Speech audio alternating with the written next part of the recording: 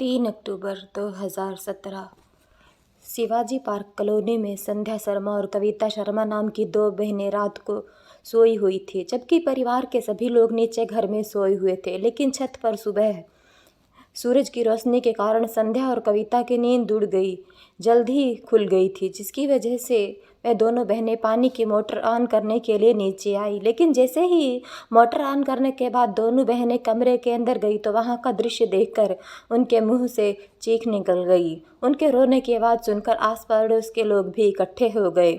लोग भागकर बनवारी लाल शर्मा के घर जाते हैं, लेकिन पड़ोसियों ने भी जब उस कमरे में अंदर का मंजर देखा तो एक पल के लिए उनका भी कलेजा दहल गया, क्योंकि कमरे में 3 लाशें पड़ी थी। घर के मुखिया बनवारी लाल और उनके 3 बेटे की, अंजू और बनवारी लाल के बड़े भाई का बेटा निक्की घर में उन्हीं सभी के शव से खून से लथपथ पड़े हुए थे। बनवारी लाल और बड़ा बेटा अमन बड़े बेड पर पड़े थे। इसके अलावा घर के सभी लोग फर्श पर पड़े थे। बनवारी लाल के पड़ोसी देखते ही समझ गए थे कि उसके घर में कत्ल नहीं बल्कि खुलेआम मर्डर हुआ है, और वहां पर मौजूद पड़ोसियों ने इस घटना की जानकारी तुरंत पुलिस को दी। इधर पुलिस सूचना मिलते ही तुरंत मौका वारदात पर पहुंच गई। एक ही घर में 5 लाशों को आखिर वह बदमाश घर के अंदर किस तरह घुसे थे, क्योंकि उस घर में एंट्री करने के लिए 2 दरवाजे थे। एक तो मेन दरवाजा एक गली में खुलता था, जबकि दूसरा दरवाजा एक कमरे में खुलता था। कविता ने पुलिस को बताया कि सुबह सवेरे जब वह दोनों बहनें छत के नीचे आई तो उन्होंने देखा कि घर का मेन गेट खुला हुआ था, उसकी कुंडी खुली हुई थी। यानी जिस तरह से रात में उस गेट को बंद किया गया था वह उस तरह से बंद नहीं था। कविता के बयान से पुलिस को लगा कि बदमाश मेन गेट से ही घर के अंदर आए होंगे, लेकिन उस दरवाजे पर फोर्सफुली एंट्री के कोई भी सबूत नहीं थे। यानी उस दरवाजे को जबरदस्ती खोलने की कोशिश नहीं की गई थी। तो क्या दरवाजे को अंदर से ही खोला गया था? क्योंकि ऐसा सामूहिक कत्ल भी कोई अकेला इंसान तो नहीं कर सकता था, जरूर इसमें कई लोग शामिल रहे होंगे। लेकिन अब सवाल यह था कि जब यह वारदात हुई उस समय चीख पुकार या चुप हाथापाई की आवाज़ छत पर सो रही कविता और संध्या को जरूर सुनाई देनी चाहिए थी। मुकेश को घर बुलाने की कोशिश की, लेकिन दुश्मनी ये झगड़ा होता तो फिर भी बनवारी लाल का ही कत्ल होता। लेकिन यहाँ पर तो मासूम बच्चों को भी बड़ी बेरहमी के साथ मार दिया गया था। इसके बाद पुलिस शर्मा परिवार के हर एक व्यक्ति के बारे में डिटेल से जानकारी इकट्ठी करने की कोशिश करते हैं, क्योंकि हो सकता है यहाँ से कोई सुराग मिल जाए। दरअसल साल 1999 में बनवारी लाल की शादी राजगढ़ की रहने वाली संध्या शर्मा से हुई थी। शादी के बाद उनके 3 बच्चे भी हुए, जिसमें सबसे बड़ा बेटा अमन 17 साल का था, उनका दूसरा बेटा हैप्पी 15 साल का था और सबसे छोटा बेटा अंजू उम्र 14 साल थी। बनवारी लाल की शादी के कुछ साल बाद उनके छोटे भाई मुकेश की शादी भी बनवारी लाल की छोटी बहन संध्या के बहन कविता से हो गई थी। मुकेश और कविता के भी 2 बच्चे थे। उनका बड़ा बेटा निक्की 12 साल का था, जबकि उनका छोटा बेटा विनय मानसिक रूप से बीमार था, यानी उसकी मानसिक स्थिति ठीक नहीं थी। यह पूरा परिवार पहले तो अपने पुश्तैनी मकान में अलवर में जिले में कठूमर तहसील के घारू गांव में रहता था। लेकिन इस घटना से करीब 14 साल पहले बनवारी लाल का पूरा परिवार काम के सिलसिले में शिवाजी पार्क में आकर रहने लग गया था। उनका पुश्तैनी मकान था, उसके पास थोड़ी बहुत जमीन थी, उन सब की देखभाल बनवारी लाल के चाचा का परिवार करता था। लेकिन जब बनवारी लाल ने अपने चचेरे भाइयों से जमीन का बंटवारा करने को कहा तो वे लोग बहाने करने लगे, जिसकी वजह से जमीन के बंटवारे को लेकर बनवारी लाल का अपने चाचा से जमीनी विवाद शुरू हो गया था। मामला इतना ज़्यादा बिगड़ गया था कि बात मारपीट तक आ गई थी। लेकिन फिर गांव वालों ने उन दोनों परिवारों के बीच सुलह करा दी थी। यह बात इस घटना से करीब 3-4 साल पहले की थी। लेकिन जब पांचों का कत्ल हुआ तो अचानक लोगों को यह बात याद आ गई थी, जिसकी वजह से पुलिस की जांच अब जमीनी विवाद की तरफ भी घूम गई थी। इस बात की पुष्टि करने के लिए पुलिस हॉस्पिटल में एडमिट बनवारी लाल की पत्नी संध्या से भी पूछताछ करती है। पूछताछ के दौरान संध्या ने भी यही कहा कि इस कत्ल के पीछे उसके पति के चाचा के खान लोग भी शामिल हो सकते हैं, क्योंकि पहले भी उन्होंने जमीन को लेकर मारपीट की थी। यह सारी चीज़ें चल रही थी, तभी किसी रिश्तेदार का ध्यान बनवारी लाल की स्कूटी पर गया। दरअसल बड़े बेटे अमन को 10th का एग्ज़ाम पास करने पर बनवारी लाल ने उसे एक स्कूटी खरीद कर दी थी, लेकिन अब वह स्कूटी घर पर नहीं थी। आसपास के लोग भी स्कूटी के बारे में पूछा जाता है, लेकिन किसी से भी उस स्कूटी को वहाँ पर नहीं देखा था। जब हर जगह ढूंढने पर भी वह स्कूटी नहीं मिलती तो पुलिस ने अनुमान लगाया कि शायद कातिल ही स्कूटी को लेकर फरार हो गए होंगे। इधर पोस्टमार्टम करने के बाद घटना वाले दिन यानी 3 अक्टूबर की शाम को ही पांचों शवों को परिजनों को सौंप दिए गए। अभी तक पोस्टमार्टम रिपोर्ट नहीं आई थी, लेकिन पोस्टमार्टम करने वाले डॉक्टरों ने पुलिस को बताया था कि उन्हें लगता है कि कातिलों ने इस परिवार को बहुत गहरी दुश्मनी रही होगी, जिस कारण बड़ी ही बेरहमी से उन सभी को कत्ल कर दिया गया था। कत्ल करने के लिए किसी दोधारी चाकू जैसे हथियार का इस्तेमाल किया गया था, जिसके वार से हड्डियां तक टूट जाए। उन सभी के गले पर कट के निशान भी पाए गए थे। इसके अलावा पेट और दिल पर भी कई वार किए गए थे। साथ ही पोस्टमार्टम करने वाले डॉक्टर ने पुलिस को यह बताया था कि उन पांचों लोगों में से 4 लोगों को कोई नशीली चीज़ें खिलाई गई थी, क्योंकि उन चारों लोगों के शरीर पर रेसिट करने की कोई भी निशान नहीं थे और ना ही वारदात के समय उनमें से किसी ने कातिल का विरोध किया था। उनमें केवल बनवारी लाल का बेटा अमन ही था जिसकी बाह पर चाकू के कई निशान मिले थे, जिससे लग रहा था कि उसने ही कातिलों का विरोध किया होगा। यानी अमन के अलावा बाकी सभी लोगों को बेहोशी की हालत में ही कत्ल किया गया था। जांच के दौरान घर वालों ने पुलिस को बताया कि घटना वाली रात को सभी लोग जल्दी सो गए थे और उन्हें रात नींद भी बहुत गहरी आई थी। शायद यही वजह थी कि उस रात किसी ने घर में कोई शोर नहीं सुना। इधर पुलिस सोच रही थी कि पूरे परिवार को एक साथ इतनी गहरी नींद कैसे आ सकती है।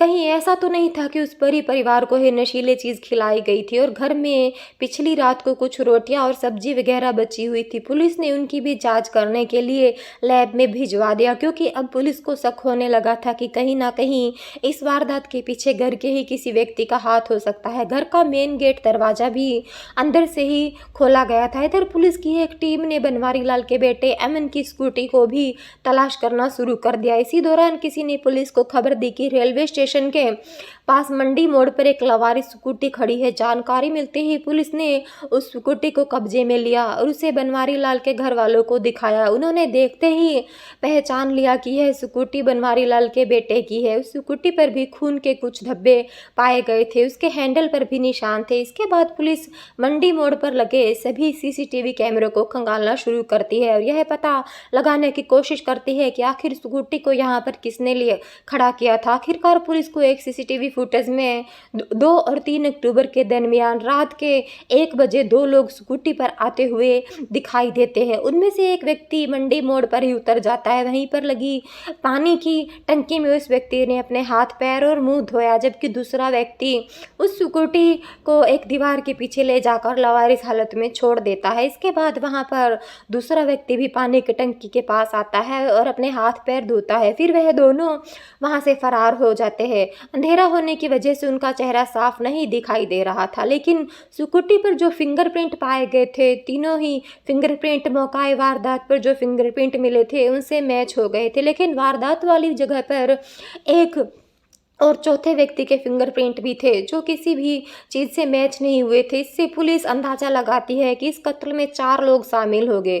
चौथा व्यक्ति जरूर कोई घर का ही होगा। पुलिस को घर वालों पर शक तो पहले ही था, क्योंकि बनवारी लाल के छोटे भाई मुकेश का भी कुछ पता नहीं था। पुलिस को उस पर भी शक था। पुलिस अभी माथापच्ची कर ही रही थी, लेकिन फिर पुलिस को लगा कि इस बारे में अगर कोई सबसे ज़्यादा और सबसे सटीक जानकारी दे सकता है तो बनवारी लाल की पत्नी संध्या, जिसकी तबीयत बिगड़ी हुई है और वह हॉस्पिटल में एडमिट है। इसके बाद पुलिस हॉस्पिटल पहुंचती है और डॉक्टर से पूछती है क्या संध्या को कब तक होश आ जाएगा, उसकी हालत कब तक ठीक हो सकती है, क्योंकि हमें संध्या से कुछ जानकारी इकट्ठी करनी है। लेकिन तभी डॉक्टर कहते हैं कि मुझे ऐसा लगता है ये महिला बीमार नहीं बल्कि बीमार होने का नाटक कर रही है। पुलिस के लिए इतना ही काफ़ी था। इसके बाद पुलिस संध्या के पास जाती है, उसे जगाती है और उसे हॉस्पिटल से सीधे पुलिस स्टेशन लेकर आती है। साथ ही संध्या के मोबाइल फ़ोन को भी चेक किया जाता है। उसके मोबाइल फ़ोन की CDR यानी कॉल डिटेल पुलिस को निकलवानी पड़ती है। उस नंबर पर इस घटना से कुछ दिन पहले तक संध्या की काफ़ी ज़्यादा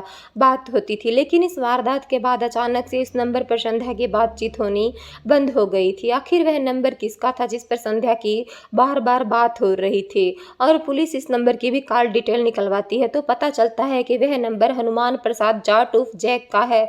जब हनुमान प्रसाद की लोकेशन चेक की गई तो पता चलता है कि घटना वाले दिन यानी 2 अक्टूबर को रात के 10:30 बजे से लेकर करीब 2 बजे तक उसकी उसकी लोकेशन बनवारी लाल के घर के आसपास थी।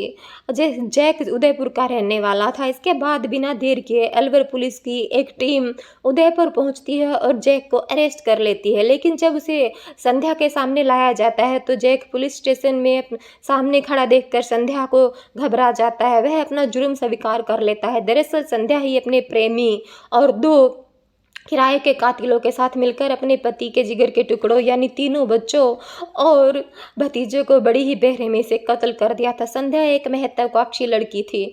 उसको लग्जरी लाइफस्टाइल, महंगे कपड़े और महंगी गाड़ियों का शौक था, लेकिन उसके घर वालों ने उसकी शादी एक लोअर मिडिल क्लास फैमिली से कर दी थी, जहां पर घर का खर्च भी बहुत मुश्किल से चल पाता था। जब संध्या के 3 बच्चे हो गए तो जिम्मेदारियां और भी ज़्यादा बढ़ गई। दरअसल संध्या पहले से ही थोड़ा बहुत मार्शल आर्ट जानती थी, इसीलिए फिर से उसे ताइक्वांडो की ट्रेनिंग ली और खुद भी वह ताइक्वांडो कोच बन गई। वह अलवर के लोकल बच्चों को ट्रेनिंग देने लगी, यानी कोचिंग देने लगी, क्योंकि ताइक्वांडो मार्शल आर्ट के टूर्नामेंट भी होते थे। तो संध्या भी बनवारी लाल और बड़े बेटे अमन को रास्ते से हटाना ही होगा। शुरू में तो जैक ऐसा करने से मना कर देता है, लेकिन वह भी संध्या से प्यार करता था और उससे शादी करना चाहता था। इसीलिए संध्या के बार बार कहने पर जैक भी तैयार हो जाता है। इसके बाद दोनों प्लानिंग करनी शुरू करते हैं। कत्ल से करीब 2 महीने पहले जैक 2 फर्जी सिम खरीदता है। एक सिम उसने खुद रख ली जबकि दूसरी संध्या को दे दी। अब वह दोनों इन्हीं नंबरों से बात करते थे, क्योंकि उन्हें पता था कि यह काम उन दोनों के बस का नहीं है। इसलिए जैक ने दीपक नाम के एक लड़के से बात की। दीपक थोड़े से पैसों के लिए इस वारदात को अंजाम देने के लिए तैयार हो गया। साथ ही दीपक ने अपने ममेरे भाई कपिल को भी इस खूनी प्लान में शामिल कर लिया। दीपक और कपिल मात्र 2 लाख में 2 कत्ल करने के लिए तैयार हो गई। इसके बाद इस घटना को अंजाम देने के लिए 2 अक्टूबर के दिन चुना गया। घटना से 3 दिन पहले यानी 3 सितंबर को जैक एक चाकू तो एक आन मंगवा लिया था, जबकि दूसरा चाकू उसने मार्केट से ही खरीदा था। साथ ही वह सर्जिकल ग्लव भी खरीदते हैं ताकि कत्ल के समय मौकाए वारदात पर कोई फिंगरप्रिंट ना छूट जाए। जैक ने नींद की गोलियां खरीदकर संध्या को दे दी। संध्या ने 2 अक्टूबर को डिनर तैयार किया। उस रात संध्या ने रायता बनाया था, जिसमें उसने बड़ी ही आसानी से नींद की गोलियां भी मिला दी। इसके बाद घर के सभी लोग डिनर करते हैं, लेकिन उस दिन बड़े बेटे अमन की तबीयत ठीक नहीं थी। उसने रात में खाना ही नहीं खाया था और यही कारण था कि वारदात के समय अमन की नींद खुल गई थी। खाना खाने के बाद परिवार के सभी लोग नींद में सो गए थे। सभी लोग सोने के लिए अपने कमरे में चले जाते हैं, क्योंकि बड़े बेटे अमन का खाना नहीं खाया था तो उसने इतनी जल्दी नींद नहीं आ रही थी। फिर वह अपने कमरे में जाकर लेट गया। जाहिर सी बात है संध्या ने उसे रायते को नहीं खाया था। सभी घर वालों ने सोने के बाद 9:30 बजे संध्या अपने प्रेमी जैक को फ़ोन करती है। पहले ही उदयपुर में अपने दोस्त मंटूर सरकार के घर पर आया हुआ था। उसके साथ कपिल और दीपक भी थे। इसके बाद वह चारों दोस्त रात के 10:30 बजे के आसपास संध्या के घर पहुंचते हैं। संध्या छत पर खड़ी थी, उनका इंतजार कर रही थी। उसने जैक को इशारा करके बताया कि घर में सभी लोग सो चुके हैं, लेकिन वह लोग उस समय सिर्फ रैकिंग करने के लिए आए थे। इसके बाद जैक ने अपने दोस्त मंटूर सरकार को रेलवे स्टेशन पर भेज दिया और वहीं से मंटूर सरकार वापस अपने गांव चला गया। लेकिन दीपक, कपिल और जैक यह तीनों लोग इधर उधर टाइम पास करते रहे और फिर करीब 1 बजे के आसपास वह तीनों जानवर बनकर संध्या के घर पहुंचे। पहले ही उनके इंतजार में खड़ी थी। संध्या ने नीचे आकर घर का दरवाज़ा खोल दिया। उसने जैक से कहा कि वह यहीं दरवाजे पर ही रहेगी, लेकिन तुम लोग अंदर जाओ और जल्दी से अपना काम खत्म करो। इसके बाद जैक और उसके तीनों साथी कमरे में पहुंचे और बनवारी लाल और उसका बड़ा बेटा अमन सो रहे थे। दोनों बेड पर सो रहे थे, जबकि 3 बच्चे हैप्पी, अंजू और निकी नीचे सो रहे थे। उसी समय संध्या भी कमरे में आ जाती है। सबसे पहले किराए के दोनों कातिलों ने बनवारी लाल के हाथों को पकड़ा। संध्या ने अपने पति के पैर पकड़ लिए। इसके बाद जैक ने बनवारी लाल के गले पर चाकू चला दिया। जैक ने बनवारी लाल पर ताबड़तोड़ कई वार किए। बनवारी लाल को कत्ल करते समय बड़े बेटे अमन की नींद खुल गई। उसके सब कुछ देख लिया था। वह शोर मचाने ही वाला था, लेकिन इससे पहले ही वह कुछ कर पाता कातिलों ने उस पर हमला कर दिया। अमन मार्शल आर्ट का खिलाड़ी था। अमन भी उनका विरोध करने लगा, जिसकी वजह से जैक और दोनों कातिलों को भी कई चाकू लगे थे, लेकिन उन्होंने अमन की भी मौत की नींद सुला दिया। इसके बाद जैक ने हैप्पी और अंजू निकी को भी ख़त्म कर दिया। उन सबको ख़त्म करने के बाद संध्या ने अपनी स्कूटी की चाबी जैक को दी और किराए के कातिलों को तयशुदा रकम यानी 2 लाख रुपए दे दिए। इसके बाद वह तीनों बनवारी लाल की स्कूटी लेकर फरार हो जाते हैं। इधर संध्या ने अपने कपड़ों को साफ किया और घर की छत पर अपनी बहन के पास जाकर सो गई। उधर तीनों कातिल पहले रेलवे स्टेशन पहुंचे और वहीं जैक वहीं पर उतर गया। इसके बाद वह दोनों किराए के कातिल स्कूटी लेकर मंडी मोड़ पर गए और वहीं पर उन दोनों ने अपने हाथ पैर धोए, स्कूटी को वहीं पर छोड़ दिया और फिर ऑटो में बैठकर अपने अपने गाँव के लिए निकल गए। जैक भी ट्रेन पकड़कर उदयपुर के लिए निकल गया। इधर सुबह होते ही संध्या ने रोने का ड्रामा शुरू कर दिया था, जबकि वारदात में इस्तेमाल किए गए चाकू को जैक ने राजगढ़ रेलवे स्टेशन के पास बहने वाले नाले में फेंक दिया था, जिसे बाद में पुलिस ने बरामद कर लिया। और किराए के कातिल दीपक और कपिल दोनों ही नाबालिग है, जिसकी वजह से उन दोनों को बाल न्यायालय में पेश किया गया। वहां से उन्हें बाल सुधार गृह में भेज दिया गया। वहीं से संध्या शर्मा और हनुमान प्रसाद का केस एडिशनल सेशन कोर्ट में चलाया जाता है। करीब 6 सालों तक चले इस केस में 77 गवाहों को पेश किया गया। आखिरकार 21 मार्च 2023 को कोर्ट ने संध्या शर्मा और हनुमान प्रसाद को आईपीसी की धारा 302 और 201 के अलावा और भी कई धाराओं के तहत 50,000 जुर्माना और उम्र कैद की सजा सुनाई। दोस्तों, इस घटना को सुनाने का उद्देश्य हमारा किसी को दिल दुखाना, किसी को परेशान करना नहीं है, बल्कि आप सभी को जागरूक करना है, आपको सचेत करना है। दोस्तों, इस पूरी घटना के बारे में आपकी क्या राय है, हमें कमेंट सेक्शन में बताइएगा। जय हिंद, जय भारत।